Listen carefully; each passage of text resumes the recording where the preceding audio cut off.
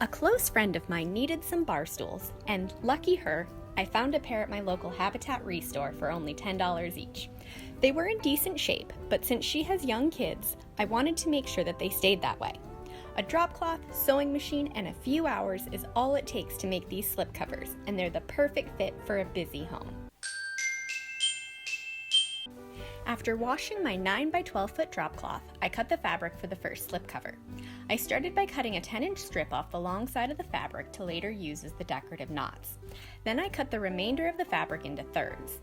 Each third covers one chair.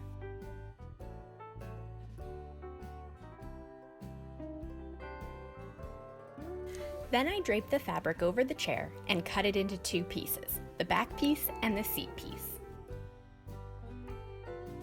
I tackled the back of the chair first by pulling the sides taut and pinning them in place.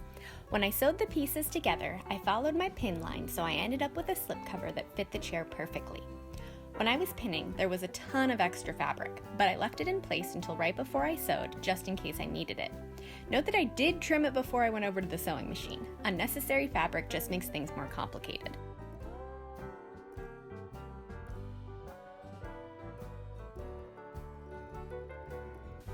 Then I stitched the front and back of the chair back together. I'd give you a seam allowance if I knew one, but I really just winged it.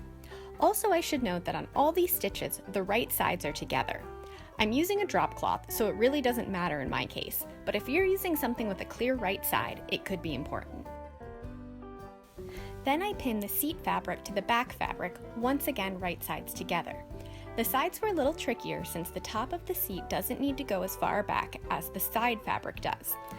I cut a line into the fabric to help make everything fit and played around with it until everything looked smooth. This was the hardest part of the whole project, but with a little trial and error, everything comes together eventually.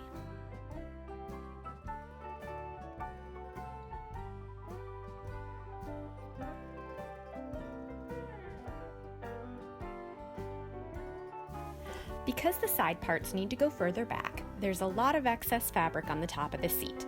I cut that off, then pinned the seat pieces right sides together. Once I'd pinned the second side, I sewed everything together. I did this in 3 chunks, one for each side and then one for the primary seat area.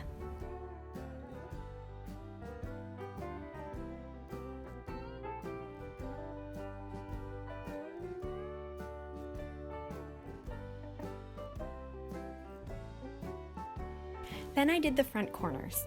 These are comparably easy. Just pull the fabric taut, pin together, and cut off any excess fabric. Sew in place.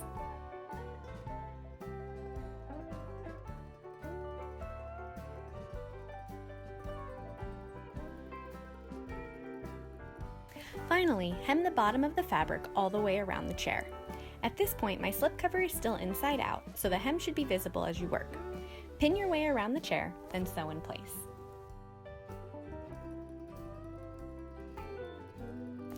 At this point, the main slipcover portion is done. Turn your slipcover right side out and you're good to go. To make the decorative knot, cut the 10-inch strip you reserved at the beginning to the width and length that fits your chair. Hem any loose sides and tie to the chair. These slipcovers were a breeze to make and I absolutely love how they turned out.